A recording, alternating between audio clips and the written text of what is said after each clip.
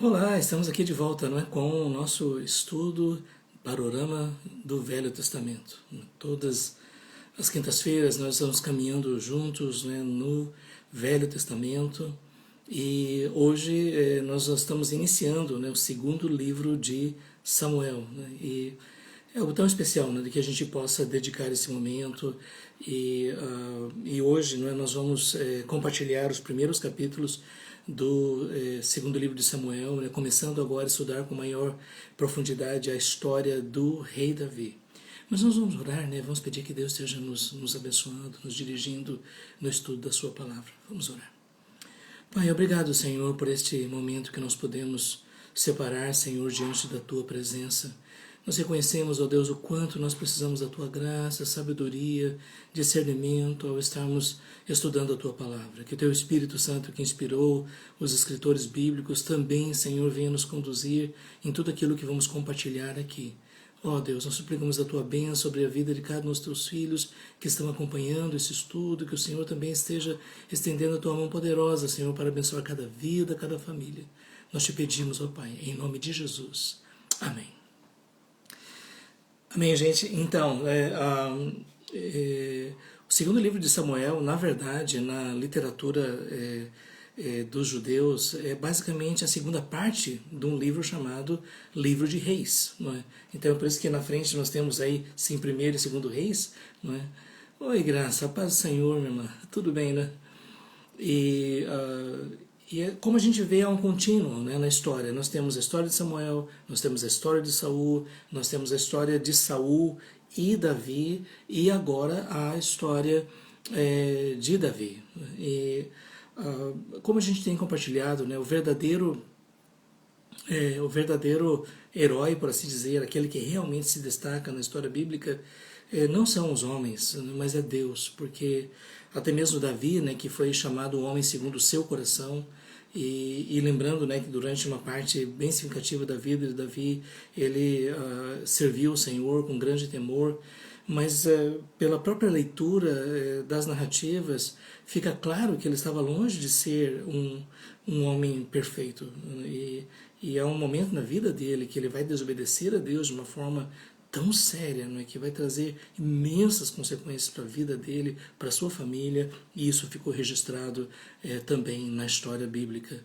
E por isso, ao estarmos estudando a vida de Davi, eu creio que é muito importante nós lembrarmos, né, que nem mesmo é interessante nós falarmos sobre os heróis da fé, né, porque em Hebreus capítulo 11, por exemplo, a ênfase toda ali é na fé.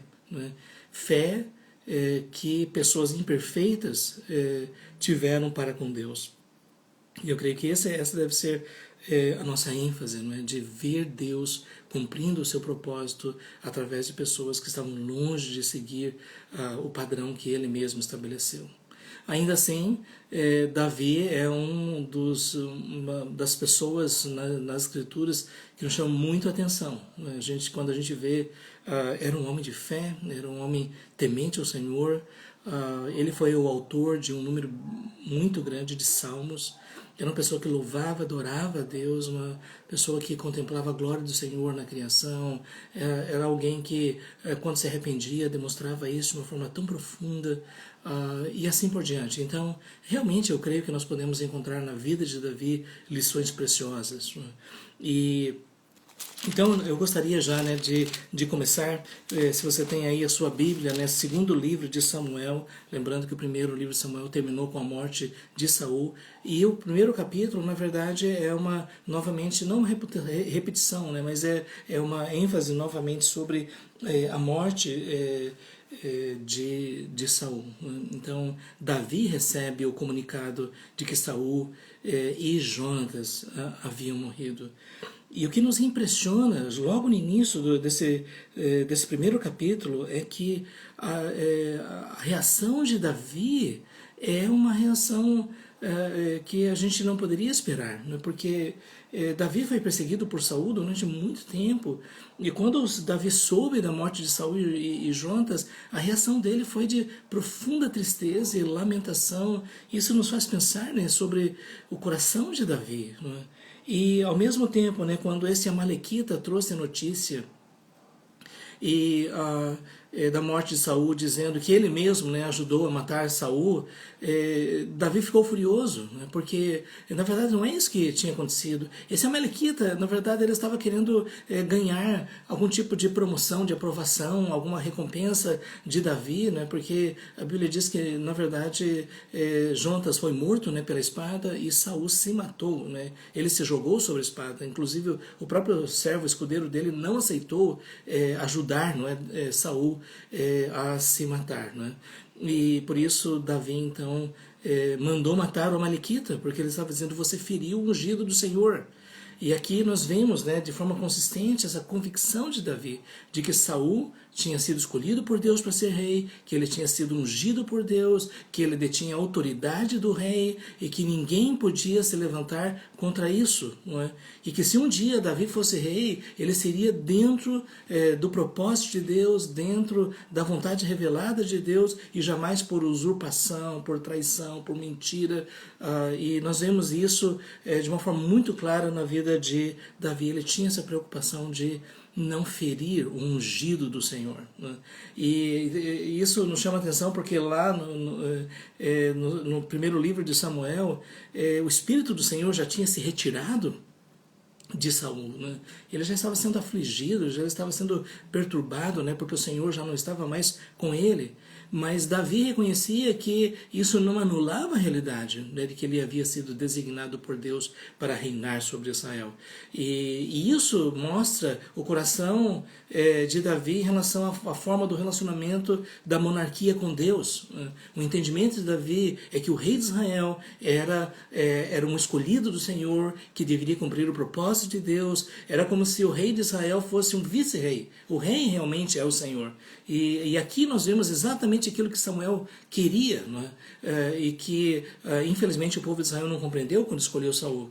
O povo de Israel queria um rei como as outras nações, mas na verdade o que Samuel queria, né, e era o próprio Deus queria, era que o rei fosse um servo do Senhor, alguém que tivesse temor no coração e que pudesse conduzir o povo de Israel dentro da vontade revelada de Deus. E nós vemos isso exatamente na vida de Davi. É por isso que nós temos, né, mais à frente Deus dizendo, né, que ele estava com Davi para o abençoar.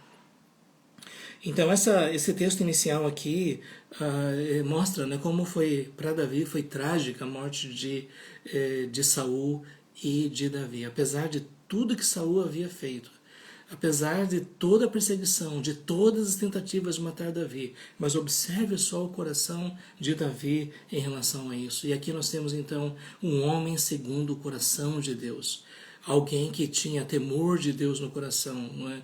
E isso nos chama atenção. E eu creio que aqui desde já nós temos algo que deve nos fazer pensar, né? Como é o nosso coração em relação àquelas pessoas que podem fazer mal contra nós, ou falar mal, ou intentar mal. Quando nós olhamos para Davi, nós vemos uma atitude correta, mas ao mesmo tempo nós vemos também um senso de absoluta justiça. Isto é, Davi acreditou que a Amalequita realmente tinha matado a Saul e por isso mandou matar. E aqui é importante nós lembrarmos, né, que não é uma questão pessoal, é um rei devidamente constituído, foi um crime de lesa majestade. E é por isso que Davi então disse: você matou o rei, você por sua boca disse que fez isso, você é um criminoso, você se levantou contra a maior autoridade do nosso povo, que foi o rei Saul. E então, através de uns soldados, né, de Davi, esse Amalequita foi morto, né? Ele foi condenado sumariamente, porque ele confessou. Não é? É uma pena, né, porque ele inventou essa história. Não é? Mas por causa disso, ele foi morto. Não é? E é por isso que a gente vê o tempo todo Davi cercado de pessoas, e algumas pessoas não entendiam quais eram as motivações do coração de Davi. As pessoas tinham a mesma leitura que se fazia de outros reis, né, de outros reis déspotas que não se respeitavam o Deus vivo e tudo mais. Não é? E Davi, através disso, estava dizendo para eles: vocês não entendem. Nós devemos fazer tudo de acordo com a vontade de Deus. Nós devemos ter o temor do Senhor no nosso coração. É exatamente essa lição que Davi está ensinando aqui. Não é? Então, no capítulo 1, a partir do verso 17, nós temos um cântico, né, em honra à memória de Saul e de Davi. Se lembra, né? Davi, ele era um poeta, um músico, um compositor. Ele foi o autor de um número imenso de salmos, e quando você lê os salmos você vê assim uma qualidade literária impressionante. Muitos estudiosos dizem, né, que a poesia em Israel, especialmente a poesia escrita por Davi, era algo excepcional. E nós vemos então Davi, para mostrar o seu coração, tanto em momentos de celebração quanto em momentos de tristeza, ele compunha cânticos ao Senhor, não é? Ele tocava harpa. Nós não temos, lógico, né? Não temos mais a música, não é? Mas ele entoava esses cânticos ao Senhor, né? E esta poesia aqui, ela é muito bela e muito triste, né? Porque Davi aqui atribui honra, você vê, a Saul e a Jonatas, não é? Então Saul, apesar de tudo que fez, ainda assim ele foi o rei de Israel e ele merecia e ele deveria ser honrado, né? E a preocupação de Davi nesse cântico onde é que fica a reputação do nome do Senhor? O que é que os filisteus vão dizer? Porque os filisteus, né, esses inimigos do povo de Israel, eles iam, tá vendo? Saul morreu, nós matamos, né? Lógico que Saul se suicidou, né? E os filisteus então estavam felizes, alegres, né, porque haviam conseguido essa vitória, não é? E Davi, nesse cântico, então ele no verso 23 diz: Saul e Jonatas, queridos e amáveis, tanto na vida como na morte, não se separaram. O que a gente observa é que Davi amava Saul e amava Jonatas, não é? E queria vê-los, né, abençoados por Deus. E é uma tristeza, né, de ver que a vida deles terminou assim. E por isso ele convida, né, as filhas de Israel a chorar e lamentar por uma tragédia tão grande como essa, não é? Tanto Saul como Jonatas, não é, especialmente na primeira fase do reinado de Saul, eram homens extremamente corajosos, não é, que consolidaram, né, o reino antes do reinado de Davi. Então, termina com o verso 27, como caíram os valentes e pereceram as armas de guerra. Uma coisa que eu queria observar, né, que é triste, né, que quando Davi fala sobre o seu amigo, um amigo pessoal, o amigo mais próximo que Davi tinha, ele diz: excepcional era o teu amor, ultrapassando o amor de mulheres, né? E algumas pessoas dizem que isso aqui era um relacionamento homoafetivo, né? E não, de forma nenhuma. Davi amava a lei do Senhor, Davi conhecia aquilo que Deus havia revelado sobre essa questão. O que nós temos na relação de Davi e Jonatas é uma verdadeira amizade. Mas uma amizade tão profunda que excedia até mesmo o amor entre um homem e uma mulher.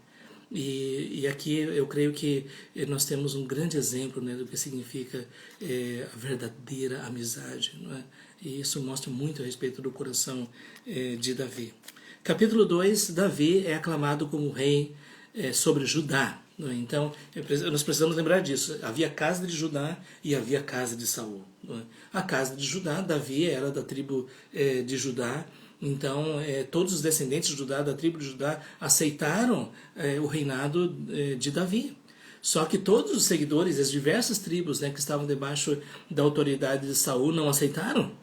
Então, Davi não assumiu o reinado de uma forma simples. Na verdade, isso gerou uma situação de conflito e guerra.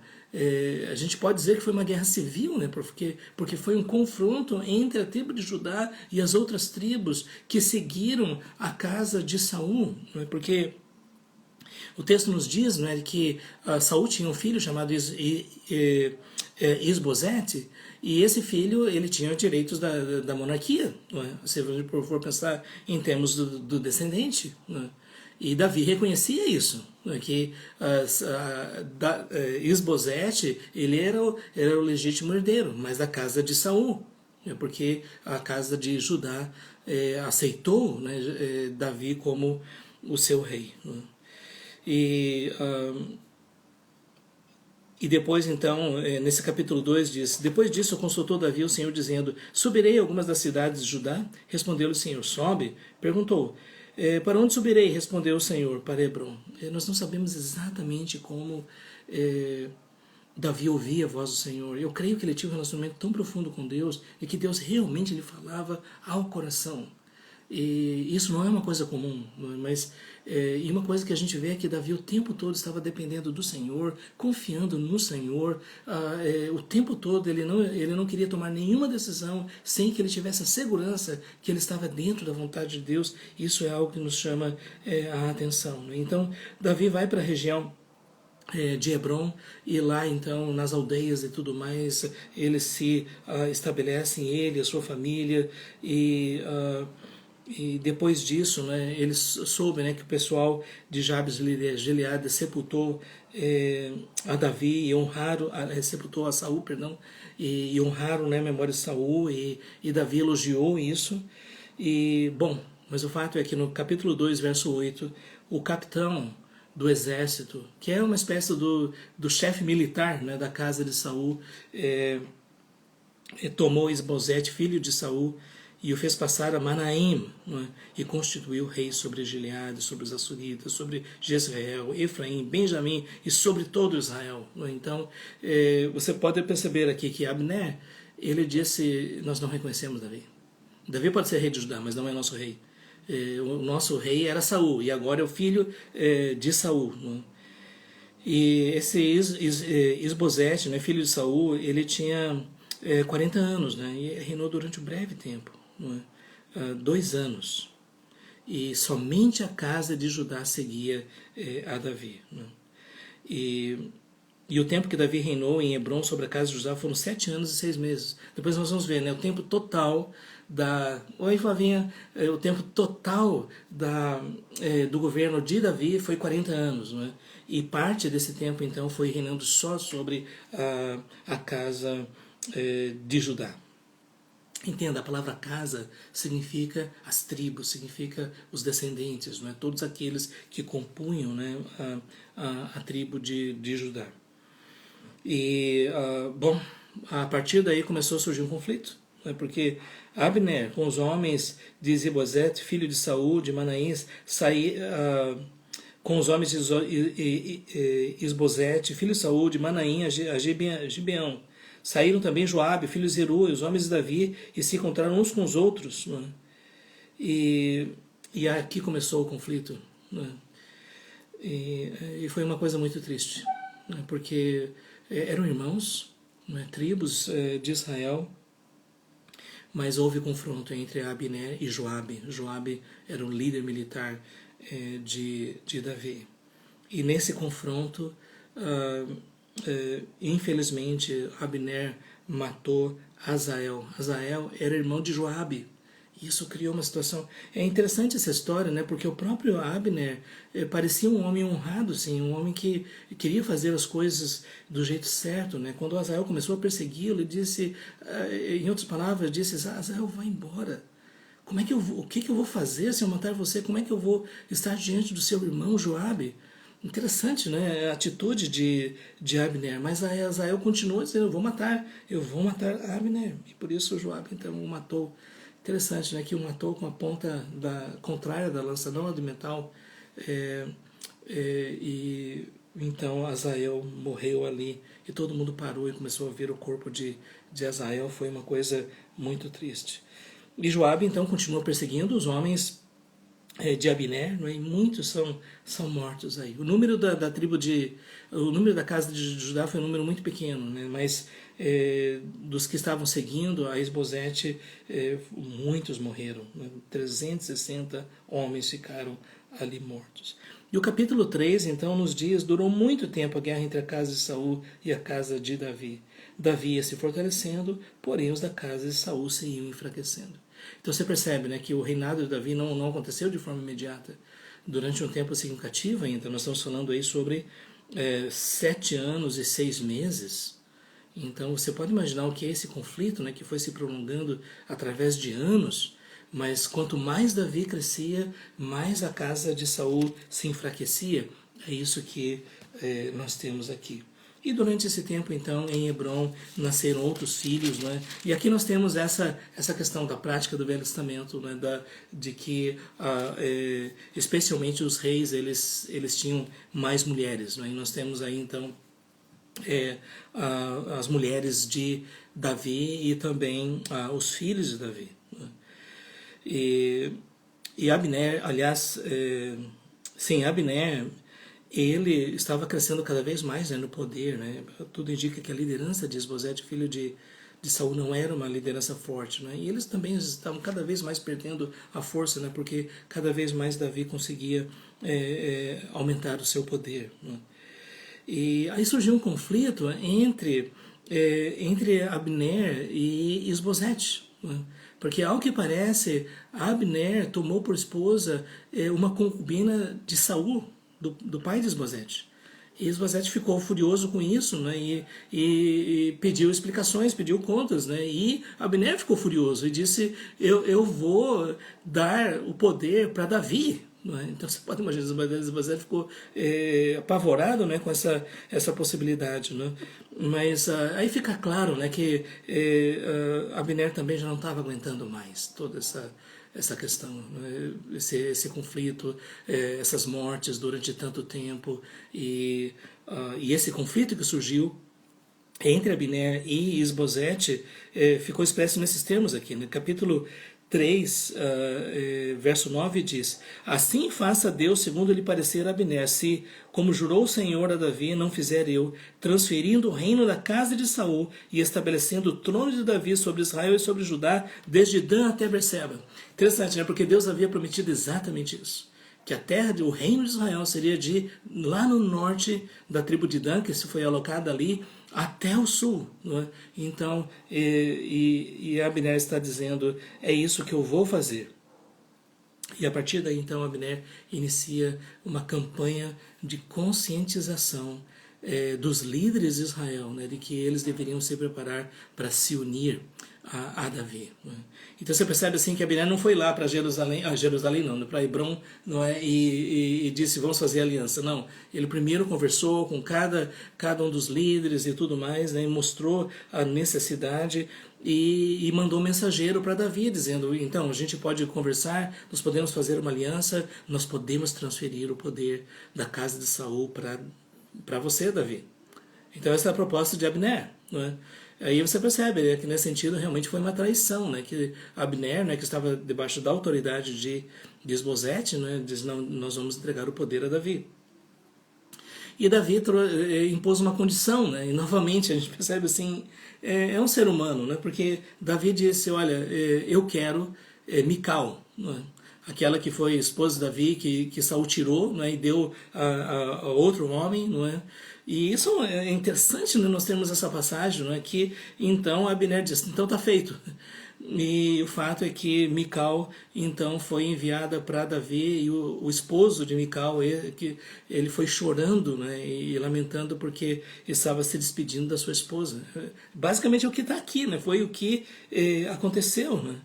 E depois, o versículo 17 diz: falou Abner com os anciãos de Israel, dizendo: outrora procuráveis que Davi reinasse sobre vós. Veja a argumentação de Abner, né? Porque quando Davi estava colaborando com Saul, todo Israel celebrava, porque Davi trazia grandes vitórias, não é? E então o que ele está dizendo é que desde o início, não é, o povo já tinha admiração pela liderança de Davi, não é? E da mesma sorte falou também Abner aos ouvidos de Benjamim, e daí sim foi dizer a Davi em Hebron tudo que agradava a Israel e a casa de Benjamim. Então nós vemos aqui Abner como um estrategista, um negociador, alguém que preparou todo o terreno para que pudesse haver essa transição de poder para Davi. E finalmente Davi então comunica, aliás, Abner comunica a Davi, verso 21 do capítulo 3. Levantar-me-ei e irei para juntar todo o povo de Israel ao rei, meu senhor, para fazeres aliança contigo. Tu reinarás sobre tudo que desejar a tua alma. Assim despediu Davi Abner e ele se foi em paz. Aqui foi esse encontro, não é, muito significativo. Agora um detalhe, né? Joabe não estava ali. E aqui é a fórmula da tragédia, né? Porque quando Joabe soube que Abner tinha conversado com Davi, Joabe ficou furioso, né? A princípio, a argumentação de Joabe é: ele veio para espionar, ele veio para saber as coisas aqui para nos derrotar. E ele então brigou, né, com, por assim dizer, né, com o rei Davi, diz: o que você fez? Como é que você traz o inimigo aqui para dentro e você faz uma aliança com ele? Você não sabe que ele está fazendo isso para nos derrotar, não é? Mas depois o texto mesmo deixa claro que a questão principal não era nem mesmo essa, né, da possibilidade de que Abner estivesse ali espionando e preparando um ataque contra Davi. Era o fato de que Abner tinha matado seu irmão, Asael. E ele queria se vingar. E é por isso que depois disso, né, sem Davi saber, Abner, Joabe manda buscar Abner e mata ele. E você pode imaginar o que é isso, depois de toda a negociação de paz, de todos os ajustes, de todas as lideranças, tudo conversado e tudo mais, de repente nós temos uma coisa como essa, e nesse momento a gente vê claramente Davi dizendo: Joabe, o que você fez foi terrível, você não devia ter feito isso. E o fato é que Davi mesmo disse: nós somos inocentes, nós não vamos manchar a nossa mão com isso. Joabe, você foi o culpado, foi você que matou a Abner. A gente tinha fechado já uma aliança com ele e você matou Abner. Você pode imaginar o potencial de conflito e tudo mais, né? Mas isso não aconteceu. Por quê? Porque Davi fez questão de anunciar para todas as pessoas que ele não tinha ordenado isso. Você percebe que Davi também, como estrategista, Davi fez tudo para que não gerasse um conflito que provocasse outra guerra. Pelo contrário, né? Olha, foi Joabe que matou Abner. Nós não temos nada a ver com isso. Né? E mais do que isso, né? Davi amaldiçoou a casa de Joabe. E aqui, gente, novamente é uma coisa chocante, né? Porque para Davi aquilo que Joabe fez foi algo assim que jamais deveria ter sido feito, e por isso Davi disse: caia este sangue sobre a cabeça de Joabe, sobre toda a casa de seu pai. Jamais lhe falte da casa de Joabe quem tenha fluxo, quem seja leproso, quem se apoie em muleta, quem caia a espada, quem necessite de pão. Joabe, pois, e seu irmão Absalão mataram Abner por ter morto seu irmão Asael na peleja em Gibeão. Daí fica claro aqui, né, na narrativa, que a motivação de Joabe nem era o zelo pelo reino, mas era o desejo de vingança. E, gente, aqui nós temos algo tão importante para nós, né? O perigo do desejo de vingança. Né? Coisas terríveis podem acontecer, mas a vingança pertence ao Senhor.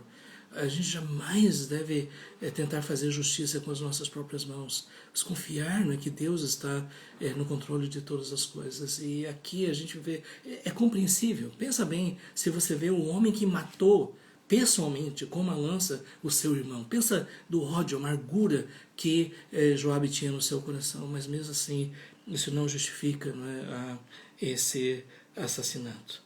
E no capítulo 3 ainda, verso 31, disse, né, a Joabe, a todo o povo, né, rasgai as vossas vestes, cingivos de panos de saco, e ide pranteando diante de Abner. E o rei Davi ia seguindo o féretro. Você consegue fazer essa imagem?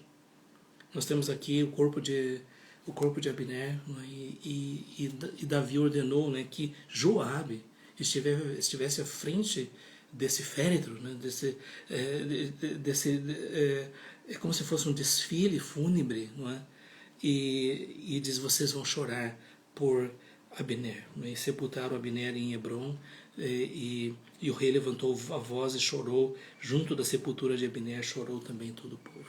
Gente, aqui Davi, ele estava fazendo isso de uma forma sincera, autêntica, verdadeira, ele sentia profundamente. Novamente isso nos chama a atenção, o coração de Davi, e todo o povo chorou também. Porque depois de tudo, essa tragédia foi uma tragédia dentro de casa, foi uma tragédia dentro da família. pessoas que se conheciam, amigos que estavam juntos durante o reinado de Saul, e isso tudo termina nessa tragédia. Então é por isso que há essa dor, esse lamento, né? 6 anos e tanto, 7 anos de guerra, tudo isso foi muito triste dentro de Israel. É uma pena, né, que lá na frente, depois de muitos anos, vai haver novamente guerra civil. E Davi mesmo, dizendo não vou comer pão, ele jejuou, ele lamentou, né, pela morte de Abner.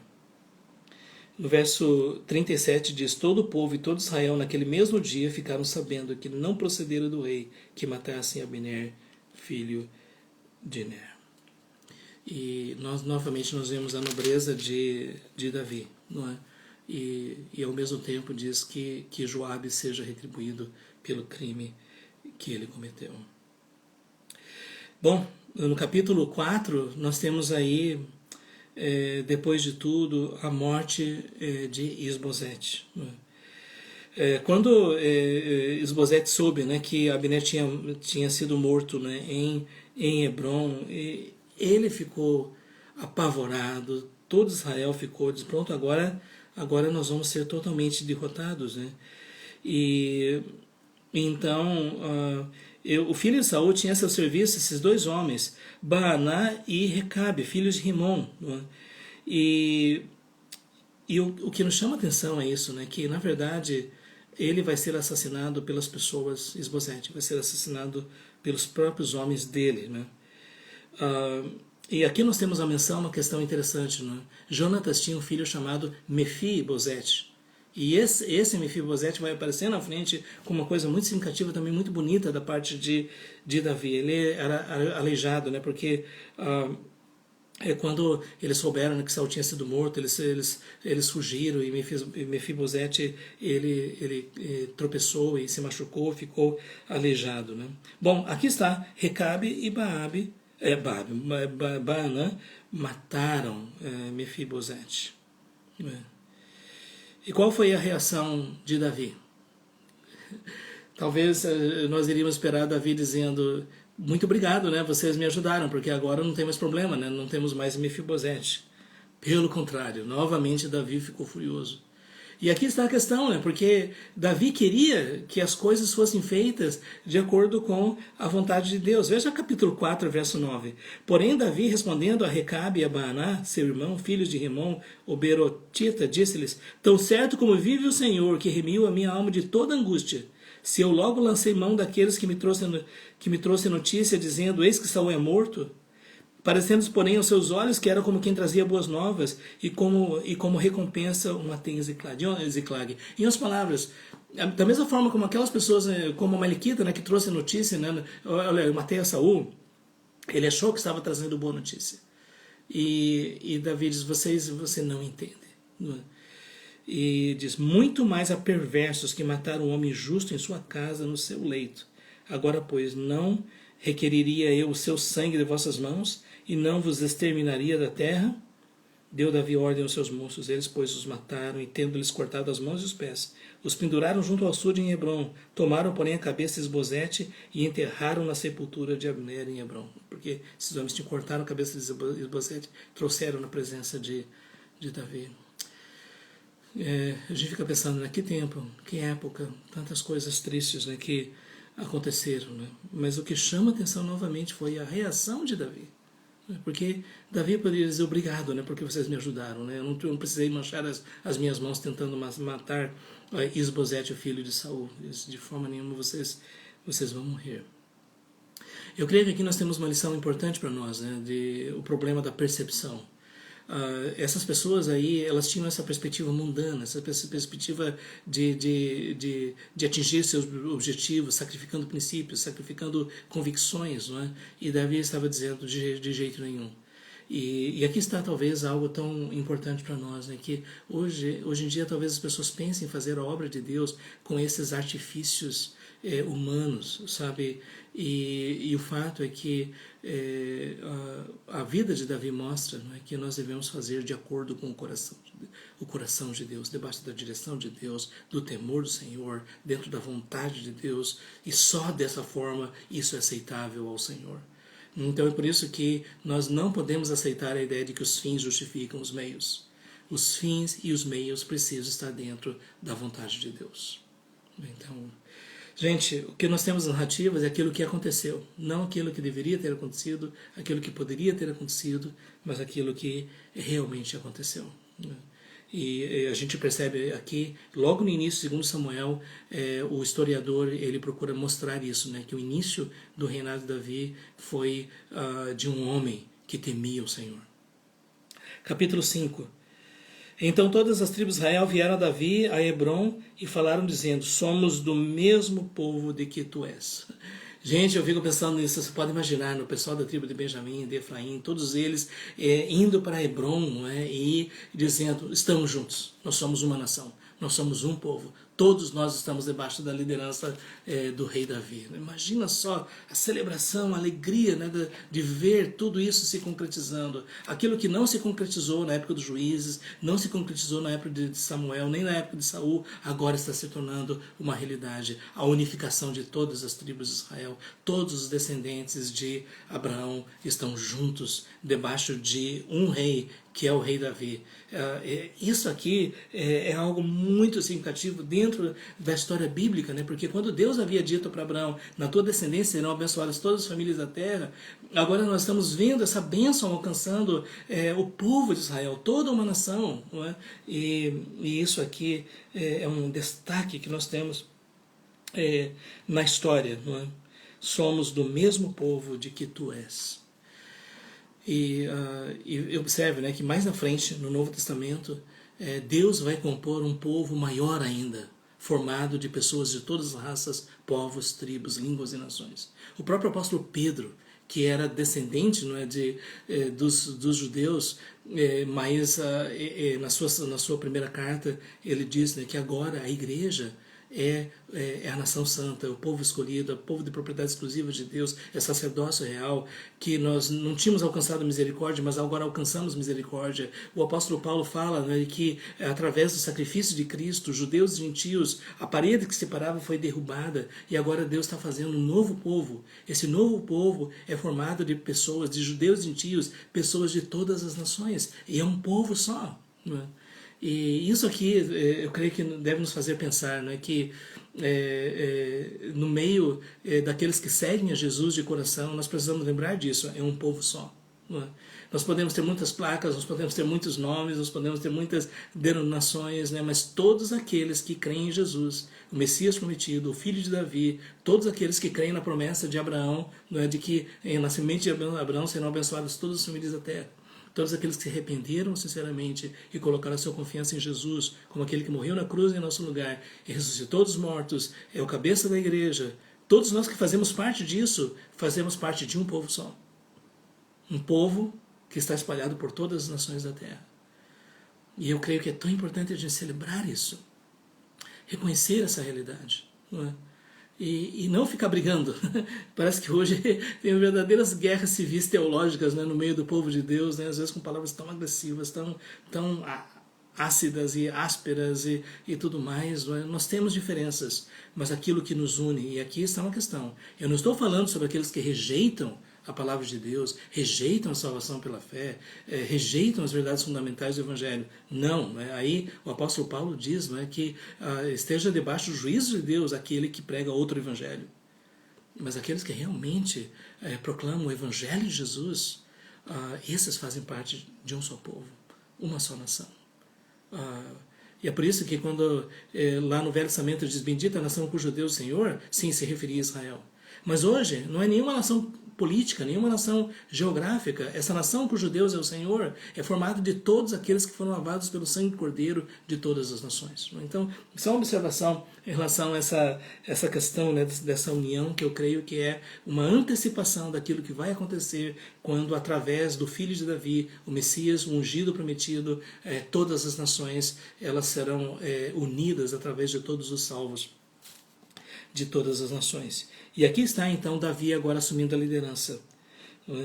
Também o Senhor te disse, tu apacentarás o meu povo de Israel e serás chefe sobre Israel. Interessante, né? Davi, na sua adolescência, era pastor de ovelhas. E agora ele está assumindo um novo pastorado. Ele está assumindo o pastorado de uma nação inteira. E assim os anciãos de Israel vieram ter com o rei em Hebron. O rei Davi fez com eles aliança e ungiram Davi rei sobre Israel. Não é? Ele começou a reinar aos 30 anos, não é? E reinou durante 40 anos. 7 anos e 6 meses em Jerusalém, aliás, 7 anos e 6 meses ele reinou sobre Judá, e depois em Jerusalém reinou 33 anos sobre todo Israel e Judá. E aqui nós temos então Davi conquistando a fortaleza de Jerusalém. Né? E o nome Jerusalém poderia ser a casa de um deus cananeu, né? Mas o nome, o sentido do nome pelos judeus era o lugar de paz, a casa da paz. Então, e a partir daqui nós temos então a capital sendo estabelecida em Jerusalém. E não é uma coisa interessante, né, que hoje a capital de Israel como nação política está... nós temos, na verdade, duas capitais, né? Tem a capital política e a capital, por assim dizer, da fé, não é? Mas Jerusalém está lá, não é? E isso é algo impressionante. Isso foi uma conquista, não é? O povo os jebuseus, né, em Jerusalém, eles estavam dizendo, nem que seja, eles estavam dizendo, né, que, olha, podem vir, né, que os nossos cegos e os nossos coxos vão derrotar vocês. Isso é uma questão de desprezo e tudo mais, não é? E o fato é que Davi derrotou, invadiu a cidade e a estabeleceu ali como a base do seu reinado, não é? Primeiro em Hebron e agora em Jerusalém. E Davi crescendo em poder cada vez mais. Ia Davi crescendo em poder cada vez mais, porque o Senhor, Deus dos exércitos, era com ele. E aqui está, eu creio que um ponto muito importante para nós, que esta mensagem que nós vemos, o Senhor era com ele, a presença do Senhor. Por isso que Davi diz, eu só vou sair para as guerras se o Senhor estiver comigo. É interessante que lá na frente vai haver uma promessa para o descendente de Davi, Emanuel, Deus conosco. E Jesus, né, como filho de Davi, Jesus mesmo vai dizer, eu estou convosco. Né? É a presença de Deus conosco. O Verbo se fez carne e habitou entre nós. Nós vimos a glória, glória como do unigênito do Pai. Então, a presença de Deus com o seu povo era manifestada no tabernáculo, era manifestada na fé do seu povo. Não é? E aqui nós temos, né, que, através do descendente de Davi, Jesus, o filho de Davi, Deus veio habitar em nosso meio. É a presença de Deus, eu estou convosco. Interessante, né, que o Salmo de Davi, né, Salmo 23, diz, o Senhor é o meu pastor. Né? E aqui está a presença do Senhor. Então, por isso que Davi estava crescendo em poder, porque o Senhor estava com ele. E fica claro que não era porque Davi ele era uma pessoa perfeita. Não, ele tinha erros, ele tinha pecados. Não.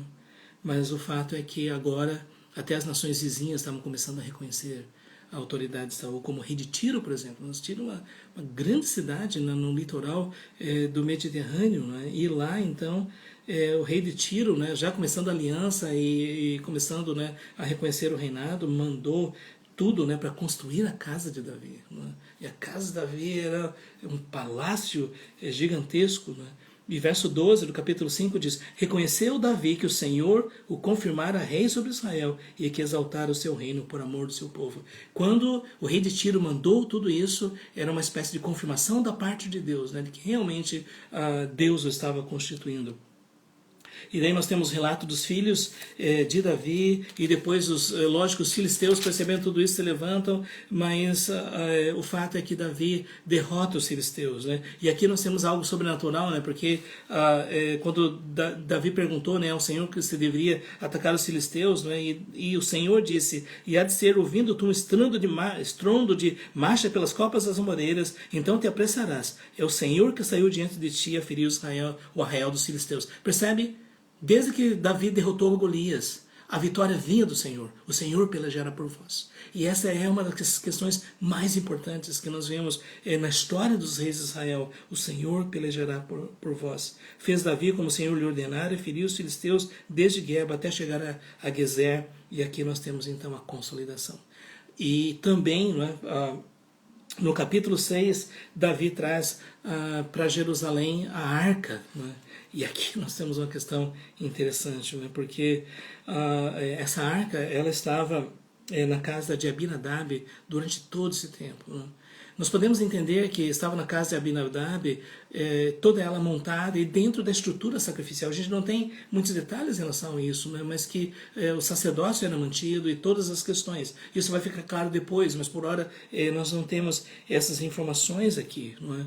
E o que nós temos é isso, que os sacerdotes eles iriam acompanhar então agora, não é? E então houve essa grande festa, porque a arca estava sendo trazida para Jerusalém, e Deus havia prometido, né, que iria escolher um lugar para a sua habitação, e eles usaram todos os tipos de instrumentos, foi uma grande festa, não é? Só que aí acontece algo, né? Quando eles chegaram a essa eira de Nacon, porque os bois tropeçaram. Você lembra que isso aconteceu logo no início da história? Os bois tropeçaram e Uzá, possivelmente um sacerdote, ele simplesmente colocou a mão na arca. E o fato é que Deus havia dito que a arca deveria ser transportada da maneira correta. E alguém pode dizer, mas Deus, por que Deus está sendo tão exigente, tão criterioso em relação a isso? Mas o que nós precisamos lembrar é que tudo que Deus havia estabelecido deveria ser feito de acordo com a orientação do Senhor, para que o povo pudesse entender quem eles eram. Eles serviam o Deus vivo, o Deus de Israel. Toda a história do passado, Moisés e o Sinai e a peregrinação pelo deserto e tudo mais, já eram exemplos suficientes para lembrar de que Deus não poderia ser adorado de qualquer maneira. E é por isso então que a ira do Senhor feriu Uzá, e ele morreu ali. E é isso, né, que a arca de Deus pode ser uma bênção ou pode ser uma maldição. A falta de reverência, né, a falta de compreensão de quem Deus pode trazer imenso juízo, e foi o que aconteceu. E o texto diz que Davi desgostou-se. Na verdade, o texto hebraico diz que Davi ficou irado. Mas Davi não ficou irado com Deus, né? Inclusive os comentaristas eles são categóricos, né, em dizer que não é que Davi ficou decepcionado com Deus. Deus, o Senhor está sendo radical demais. Não é isso. Tanto é que lá, logo na frente, diz, Davi temeu. E ele diz, eu não quero a arca, porque se eu ficar com a arca, eu também vou morrer. Então, a questão toda aqui da ira de Davi foi, nós não estamos levando a sério a verdadeira adoração, nós não estamos fazendo as coisas como Deus ordenou. Então, essa ira de Davi não foi contra o Senhor, mas foi a ira de saber de que eles não estavam prontos para adorar a Deus como isso deveria acontecer. Não é? E no versículo capítulo 6, verso 9 diz, temeu Davi o Senhor naquele dia e disse, como virá a minha arca do Senhor? Não é? Você teria coragem de trazer para dentro da casa aquilo que, se as pessoas se aproximam ou tocam de uma forma irreverente, elas vão ser fulminadas ali mesmo? E Davi ficou apavorado, né? Então essa arca, a arca do Senhor, ela foi levada para a casa de Obed-edom. E o Senhor abençoou aquela casa. Então percebe, a arca é o símbolo da presença de Deus. Quando Deus é adorado de acordo com aquilo que Ele estabeleceu, a bênção do Senhor vem, não é? E quando isso não acontece, vem o juízo. Isso talvez nos ajude a compreender no Novo Testamento a questão da ceia do Senhor. Não existe nada de místico e mágico na ceia do Senhor, mas o apóstolo Paulo diz, né, de que se nós participamos da ceia do Senhor sem compreender o seu sentido, nós estamos nos expondo à disciplina e ao juízo do Senhor. O apóstolo Paulo diz que haviam muitas pessoas doentes, não poucos tinham morrido porque não estavam discernindo o corpo de Cristo, e isso não é uma questão mística da presença sobrenatural, mas é o sentido de que eles não estavam entendendo quais eram as implicações do que significava seguir a Jesus. Por isso que às vezes as pessoas dizem, esse é o Deus do Velho Testamento, o Deus do Novo Testamento é diferente. Olhe aquilo que nós encontramos em 1 Coríntios capítulo 11, não é? Que Deus leva muito a sério, né? De que nós devemos servir a Ele com temor e tremor, porque Ele é fogo consumidor, Ele habita em luz inacessível, e a verdadeira adoração é uma adoração que deve ser prestada de acordo com aquilo que Ele mesmo estabeleceu para nós. E só pensar nisso já nos faz refletir, né? Hoje em dia a gente faz tantas coisas em nome de adoração ao Senhor. E nós temos que perguntar, estamos adorando a Deus em espírito e em verdade? Estamos oferecendo a Ele aquilo que lhe é agradável? Aquilo que nós fazemos como adoração corresponde ao caráter, à majestade, à santidade de Deus? Essa é uma pergunta que nós precisamos responder aqui, né? Porque e eu não vou entrar aqui nessa questão de formas e o que não é, mas a grande pergunta que nós devemos responder é: nós estamos adorando a Deus de acordo com quem Ele é, de acordo com aquilo que Ele revelou na Sua palavra? Essa é uma questão que nós precisamos responder em tudo aquilo que nós fazemos, para que o nome de Deus realmente seja glorificado e nós sejamos abençoados. O fato é que depois de tudo a arca é levada para Jerusalém, né? E aqui, gente, já para concluir, a arca é levada para Jerusalém e Davi então entra festejando, não é?